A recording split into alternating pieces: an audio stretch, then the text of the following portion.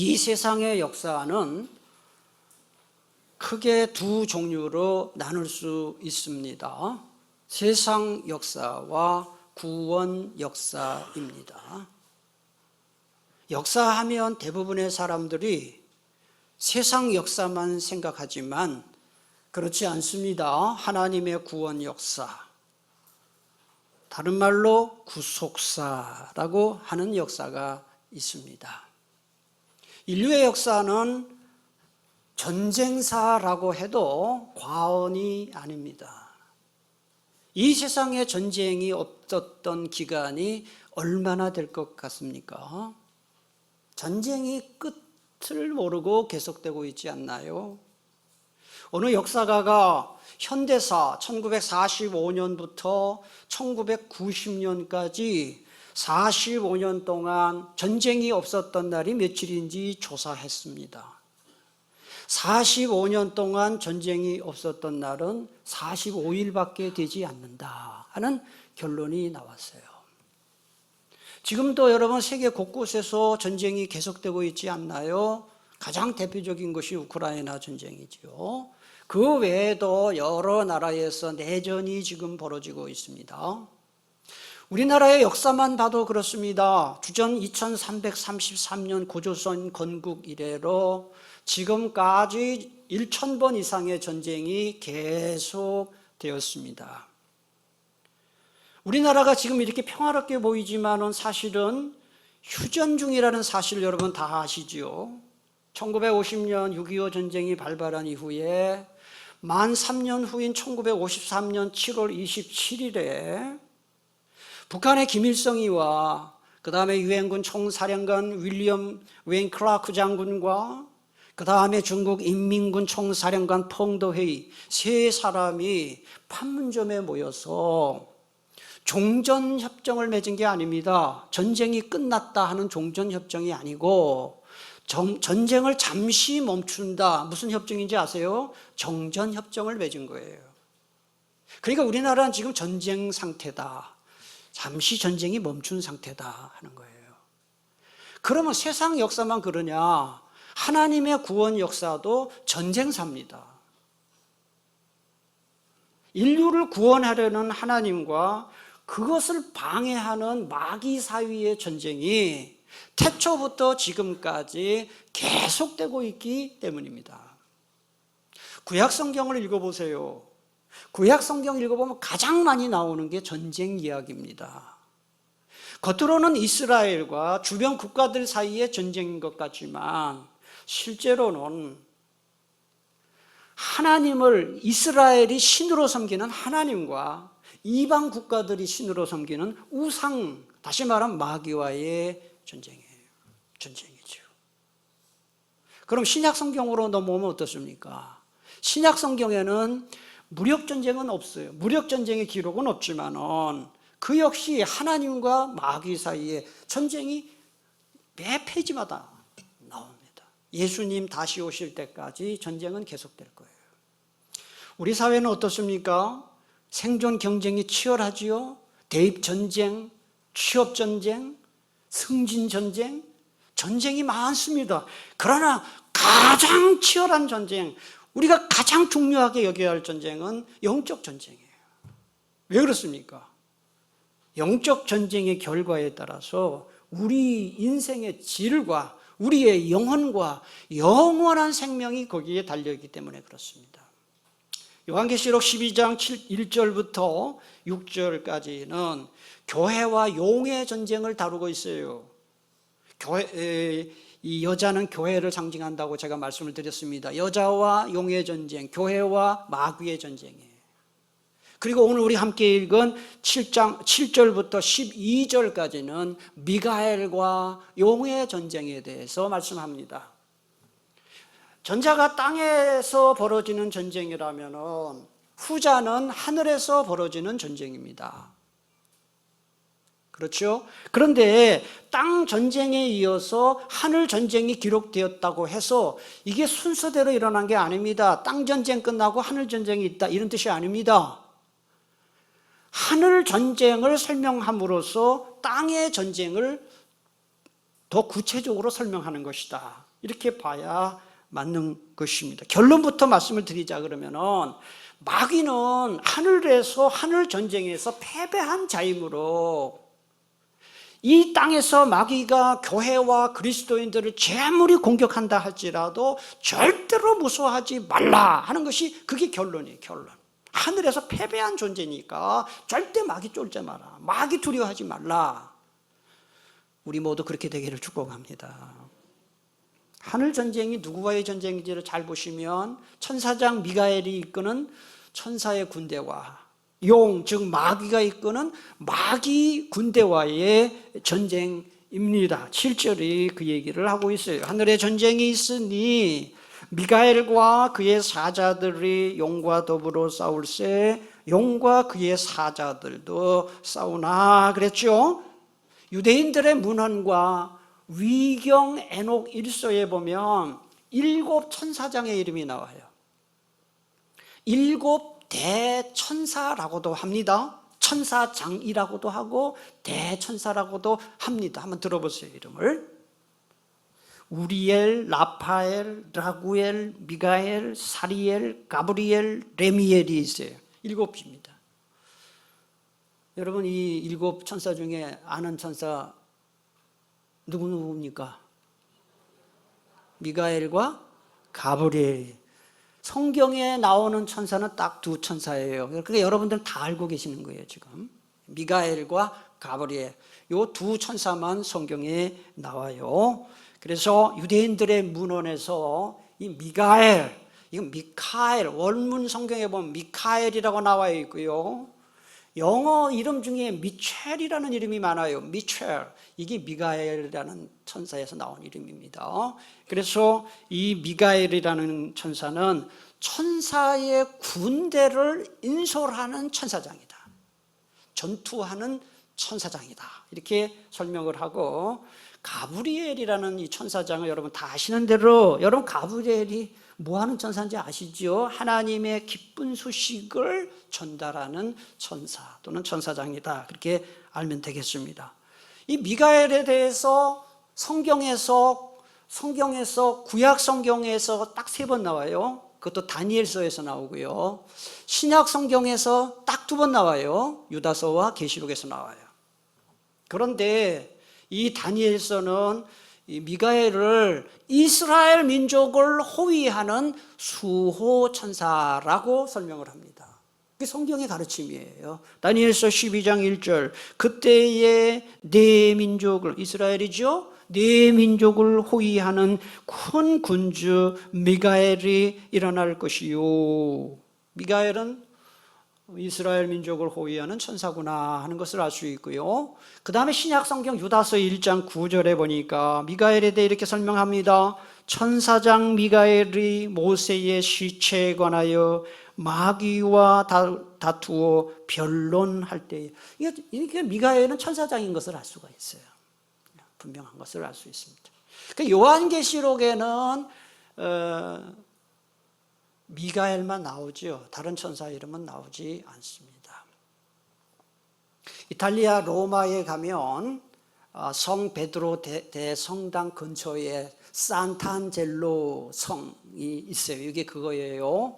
이 산탄젤로는 영어로 Saint Angel, 그걸 이제 이태리 말로 산탄젤로라 그렇게 말하는데요.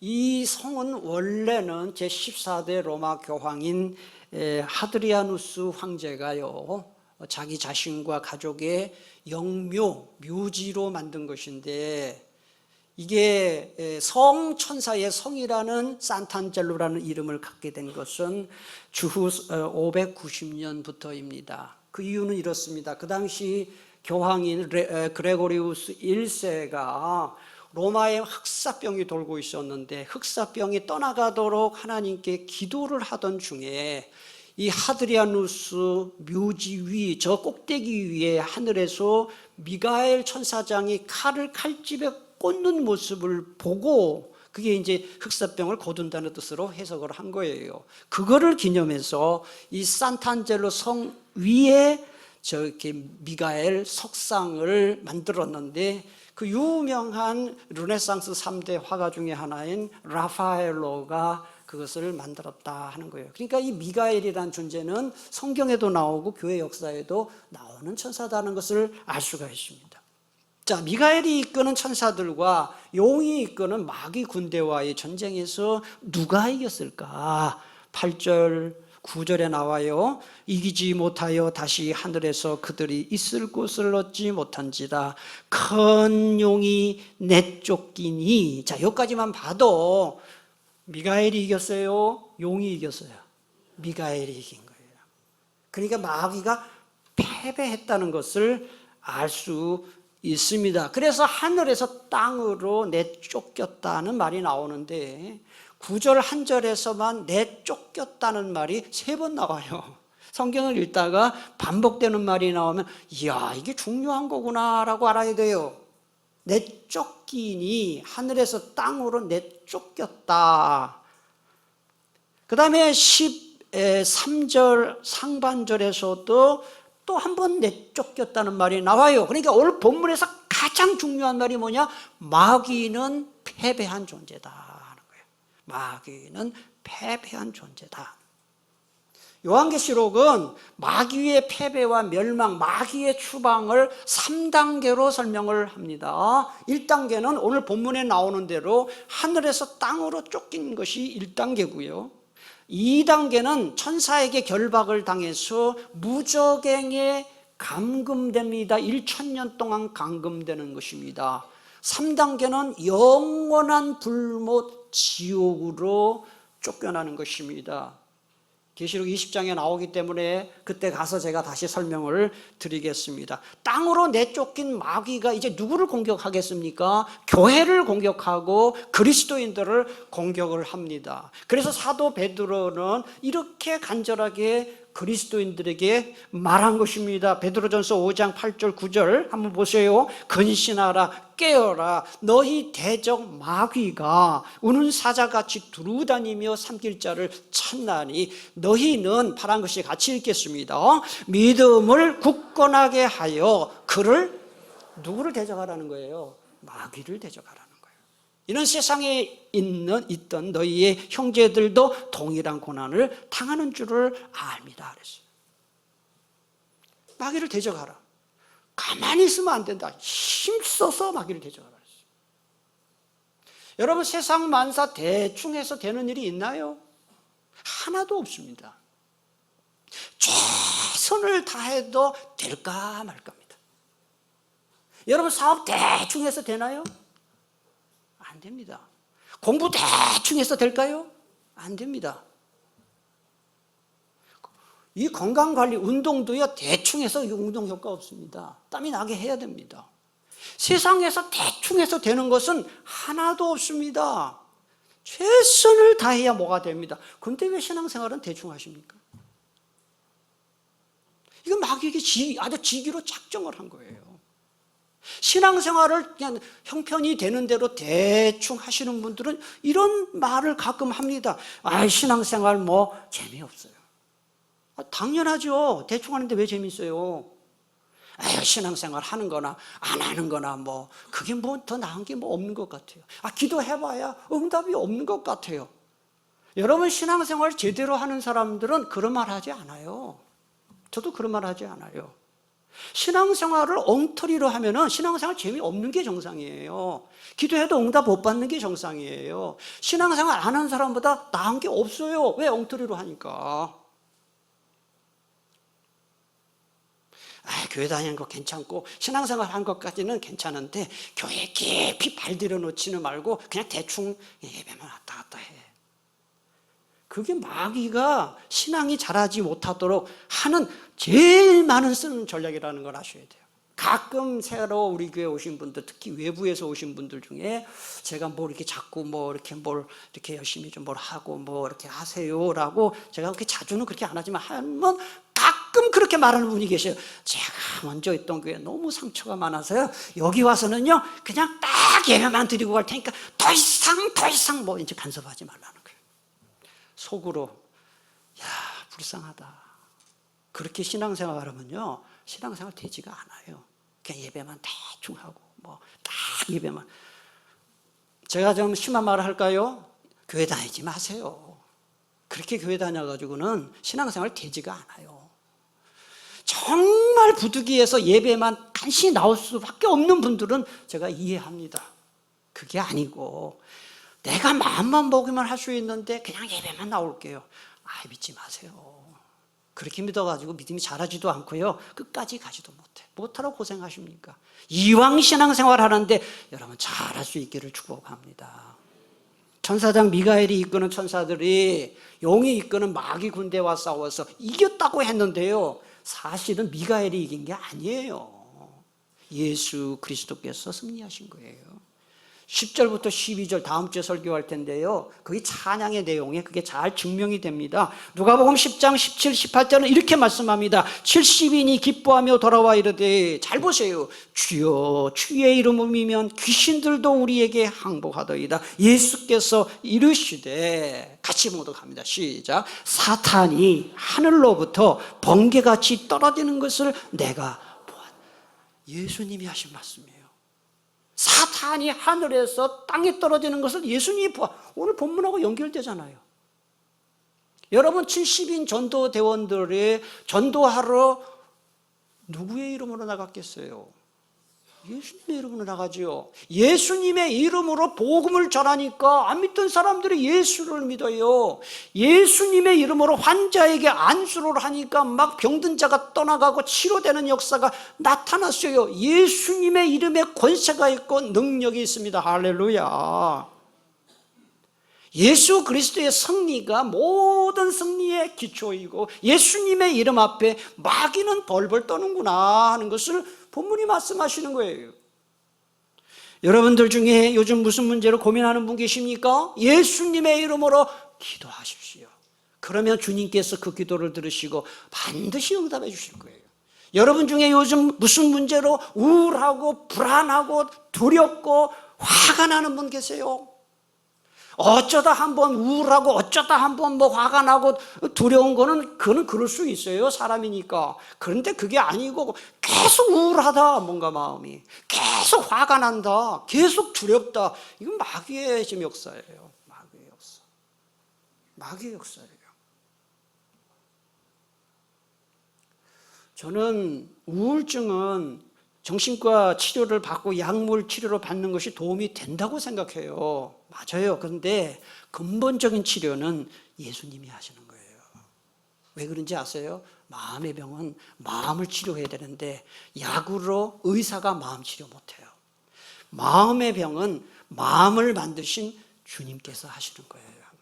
여러분의 마음속에 우울증, 열등감, 두려움, 분노, 이게 계속 될 경우에 그게 마귀의 역사라는 걸 아시고요, 예수님의 이름으로 마귀를 물리칠 수 있기를 축복합니다. 그래야 할 때 주께서 생각지도 못했던 평안을 주시고 기쁨을 주시는 것입니다. 지피지기 백전백승, 저걸 알고 나를 알면 100번 싸워 100번 다 이긴다는 말이 있어요. 이게 맞는 말이에요. 우리가 마귀가 어떤 놈인지 알아야 마귀와 싸워 이길 수 있습니다. 오늘 9절에 보니까 마귀가 어떤 놈인지 잘 설명하고 있어요. 우리 9절을 마지막으로 한 번 더 읽겠습니다. 큰 용이 내쫓기니 옛뱀 곧 마귀라고도 하고 사탄이라고도 하며 온 천하를 꿰는 자라. 그가 땅으로 내쫓기니 그의 사자들도 그와 함께 내쫓기니라. 여기 보면 맨 앞에 옛뱀이라 그랬어요. 옛뱀. 여러분 딱 떠올리죠? 옛뱀 하면. 에덴 동산에서 마귀와 아담과 하와를 꼬드겨서 하나님이 따먹지 말라고 한 선악과를 따먹게 만든 뱀, 그 뱀입니다. 옛뱀. 그 뱀이 한 짓은 두 가지예요. 그게 바로 마귀가 하는 짓이에요. 거짓말, 또 하나는 이간질이에요. 그러니까 여러분 거짓말하는 거, 이간질 시키는 거, 이거는 마귀가 하는 대표적인 일이고, 만약에 우리가 그런 짓을 한다, 그럼 마귀 꼬박 노릇하는 거예요. 하나님이 어디 있어? 하나님이 나처럼 이렇게 엉터리로 신앙생활하는 사람 사랑할 것 같아? 성경은 다 거짓말이야. 성경은 소설책이야. 예수 믿어봐야 아무 소용없어. 이런 생각이 혹시 드십니까? 그게 마귀가 주는 거짓말이에요. 아담과 하와가 뱀의 유혹을 받은 후에 가장 먼저 나타났던 증상이 뭐냐면 하나님을 피한 거예요. 하나님을 피해서 나무 그늘 밑으로 숨었다는 말이 나와요. 죄책감이 들어간 거예요. 죄를 짓고 나서 내가 죄를 지어서 죄송하다 구구하고 그냥 죄책감에 사로잡혀 있는 건 달라요. 나같이 이렇게 엉터리로 신앙생활하는 사람, 내가 예배하는데 하나님 받아주실까? 나같이 이렇게 엉터리로 신앙생활하는 사람이 기도한들 그 기도를 하나님 들어주실까? 그건 죄책감의 노예가 된 거예요. 그렇지 않아요. 하나님은 그런 나쁜 하나님이 아니에요.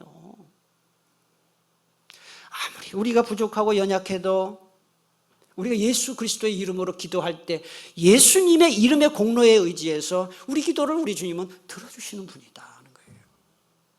아담과 하와가 죄짓고 나서 어떤 일이 벌어졌습니까? 하나님이 아담 너 왜 선악과 따먹었니? 그러니까 하나님이 주신 저 하와가 나 따먹으라 그래서 따먹었어요. 책임을 전가했잖아요. 또 하와에게 그러니까 저 뱀이 또 그래가지고 부부 사이가 완전히 틀어지잖아요. 그러니까 사람과 사람, 부모와 자식, 부부 간에, 형제 간에, 교우들 간의 사이를 자꾸 이간질시키는 이게 마귀의 역사다 하는 것을 알 수 있는 게 옛뱀이 한 짓입니다. 그 다음 9절 보면 마귀와 사탄이라는 이름이 나와요. 이 마귀하고 사탄은 어떻게 다를까요? 여기에 대해서 굉장히 헷갈려 하시는 분들이 많은데 결론부터 말씀을 드리면 마귀나 사탄이나 사실은 같은 개념입니다.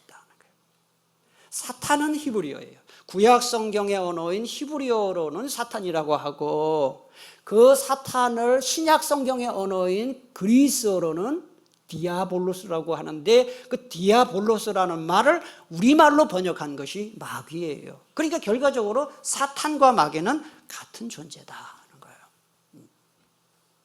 그런데 이 이 디아볼로스, 마귀는 어떤 자냐? 고소하는 자, 비방하는 자, 중상모략하는 자라는 뜻을 갖고 있어요. 그리고 이게 우리가 이런 거를 보면서 이게 다 마귀 짓이구나 하는 거 알아야 돼요. 따라합시다. 고소하는 자, 비방하는 자, 중상모략하는 자. 사람들은요 하루에 15번에서 30번 정도 자기도 모르는 사이에 불평하는 생각, 비난하는 생각을 한다는 거예요. 약하기 때문에. 그래서 절제하지 않으면 그냥 불평하고 비난하다가 하루를 다 보내고 마는 것이죠. 가만히 보면 자기 일에 충실한 사람은 남을 이렇게 비난하지 않습니다. 자기 앞가림도 제대로 못하는 사람이 남을 비난하는 일에 앞장서는 경우가 상당히 많습니다. 칼에 찔린 상처는 꿰매면 치료가 되지만은 비난하는 말에 상처받은 그 마음은 잘못하면 몇십 년 갈 수 있습니다. 30초의 말이 30년 간다는 말이 있잖아요. 총에 맞아 죽은 사람보다 혀에 맞아 죽은 사람이 많습니다. 그래서 말 없는 말이 발 없는 말이 천리 간다는 말이 있습니다. 헛소문, 남을 비방하는 말이 천리나 간다. 그러니 말조심하라는 가르침이 아니겠습니까? 같은 칼이라도 요리사의 손에 들리면 요리 도구가 되지만은 강도의 손에 들면 요새 강도들 많잖아요. 지난 주간에 저기 무슨 동이죠? 저기 서울 신림동인가요? 거기서 둘레길인가 그 산책하다가 여자가 어려움 당했잖아요. 진짜 여러분 권총 사가지고 요새 호신용 도구 있잖아요. 뭐 장난감 권총, 뭐 몽둥이, 또 무슨 레이저 건, 이거 진짜 이거, 이 세상이 진짜 큰일 났어요. 큰일 났어. 저도 이제는 무슨 태권도를 배우든지 유도를 배우든지 호신 뭘 배우든지 그런 생각이 자꾸 들어요. 무슨 얘기하다가 같은 칼이라도 강도의 손에 들리면 그게 흉기가 되잖아요. 여러분 같은 입에서 나온 말이라도 그게 보약이 될 수도 있고 독약이 될 수도 있어요. 성령님이 주시는 말은 보약이 되지만 마귀가 주는 말은 독약이 되는 것입니다. 여러분의 말은 보약입니까? 독약입니까? 우리 모두의 입에서 보약이 나올 수 있기를 축복합니다. 사탄이라는 말은 또 지금 마귀가 그렇다는 거예요. 사탄은요, 대적하는 자, 모함하는 자, 헐뜯는 자, 참소하는 자라는 뜻을 갖고 있어요. 대적, 모함, 그 다음에 참소, 헐뜯는 거, 이게 전부 사탄의 속성이에요. 10절 끝부분도 보면, 여기 밑에 보세요. 10절 끝부분도 보면 마귀는 참소하던 자다 하고 2번씩이나 말하고 있잖아요. 이 참소한다는 이 그리스 말의 뜻이 뭐냐? 남을 헐뜯어서 죄가 있는 것처럼 꾸며서 윗사람에게 고해 바친다, 이런 뜻이에요. 그리고 이 말은 원래 고발한다는 뜻을 가진 법정 용어입니다. 사탄은 원래 하나님이 재판장으로 계시는 하늘 법정에서 성도들을 고발하는 검사입니다. 검사. 욥기에 읽어보면 하늘 법정에서 마귀가 하나님 앞에 하나님이 욥을 칭찬했잖아요. 욥기에 나오는 욥. 그랬더니 마귀가 뭐라고 합니까? 하나님이 저렇게 복을 주니까 제가 저렇게 하나님 경배하지요. 그러니까 하나님, 그래? 그러면 한번 건강을 쳐봐라, 재물을 쳐봐라. 그 짓을 하는 게 마귀가 성도들을 고발하고 고소하고. 그래서 후기 유대교 문서를 보면 사탄은 검사로, 미가엘은 변호사로 그렇게 기록이 되고 있습니다. 여러분, 우리나라 역사를 쭉 읽어보시면, 조선시대 역사를 쭉 읽어보면요, 이 모함의 역사예요. 모함의 역사. 당파 싸움이 아주 너무너무 심해가지고요, 그냥 있지도 않은 일을 가지고 상대방을 죽이고 모함해서 이런 일이 얼마나 많아요. 조선 제11대 왕인 중종 때 문신이자 성리학자였던 이 조광조가 그랬죠. 도학 정치를 구현하려고 크게 애를 쓴 분인데, 상대의 편이 모함을 합니다. 저 조광조가 영모를 꾸미고 있다 해서 모함을 받아가지고요, 사약을 받아서 죽임을 당하죠. 그 이후에 19대 왕인 숙종 때도 문신이자 성리학자인 송시열 선생이 똑같은 짓을 당합니다. 사약받고 죽임을 당합니다. 우리 인류 역사에 이런 일은 굉장히 많습니다. 있지도 않은 일을 꾸며내가지고 다른 사람을 죽이는 일들이 굉장히 많은데, 사실이 아닌 일로 다른 사람을 모함하고 참소하고 무고하는 거, 이게 바로 마귀가 하는 짓 중에 가장 나쁜 짓 중에 하나가 바로 이걸 아는 거예요. 우리 교회 안에는 이런 일이 없다고 말할 수 있을지 모르겠어요.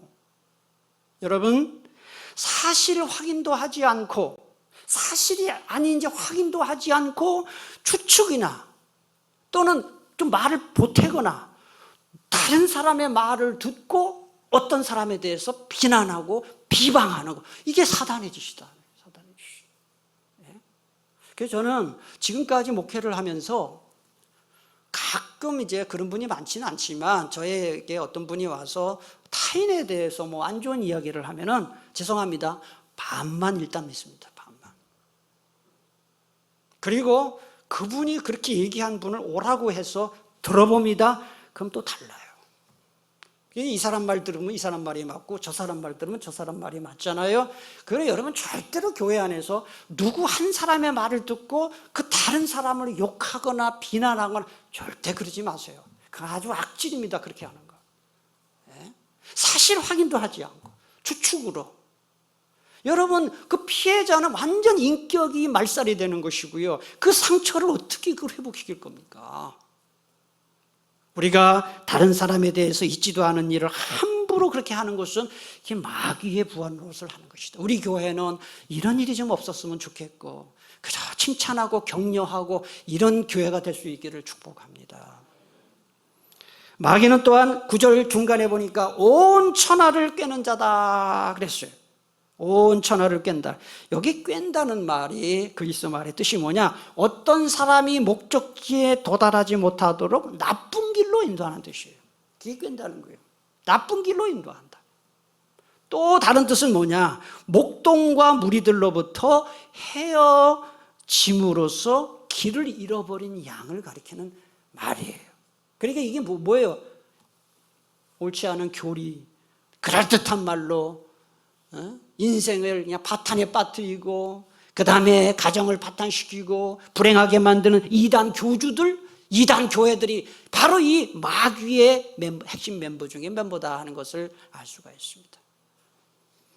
마지막으로 마귀는 우리에게 구원을 주고 믿음을 자라게 하는 하나님 말씀을 듣는 것을 방해하는 일을 한다 하는 거예요. 마가복음 4장 15절 한번 잘 보세요. 말씀이 길가에 뿌려졌다는 것은 이들을 가리킴이니 곧 말씀을 들었을 때에, 잘 보세요. 누가 옵니까? 여러분, 설교 말씀 들을 때 항상 사탄이 옵니다.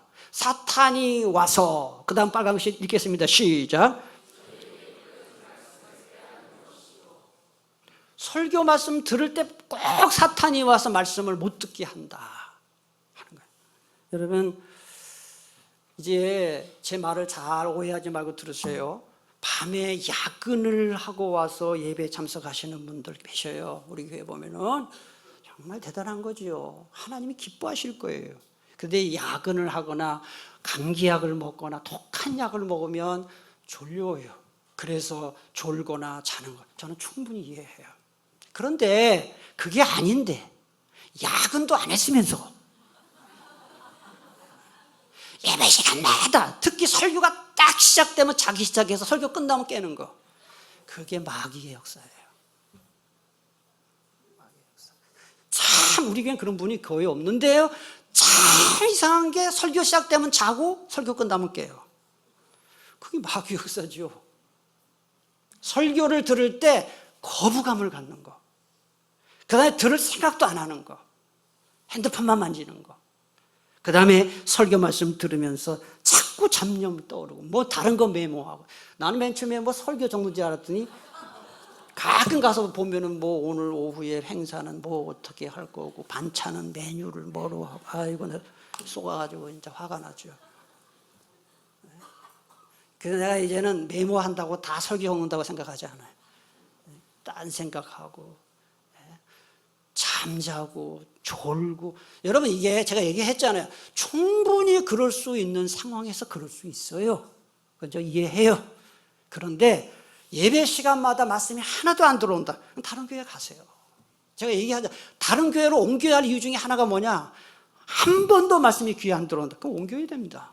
그러면 다른 교회 다니시는 분들도 그 교회 설교가 안 들어온다, 우리 교회로 와야 돼요. 우리 교회도 마찬가지예요. 그 영이 죽어요. 말씀이 자꾸 거부감이 든다, 영이 죽는다고요. 영이 죽는다. 그게 마귀가 하는 일이에요. 우리 교회는 그렇지 않은 줄로 알고 제가 이렇게 말씀을 드립니다. 그러므로 우리가 이 설교 말씀 듣는 시간은요, 마귀와 가장 치열한 영적 전투를 벌인다 하는 걸 아시고, 여러분 예배 시작되기 전에 꼭 이렇게 기도하세요. 하나님, 오늘 말씀 들을 때 말씀 사모하는 마음, 은혜 사모하는 마음, 열린 마음 주셨어.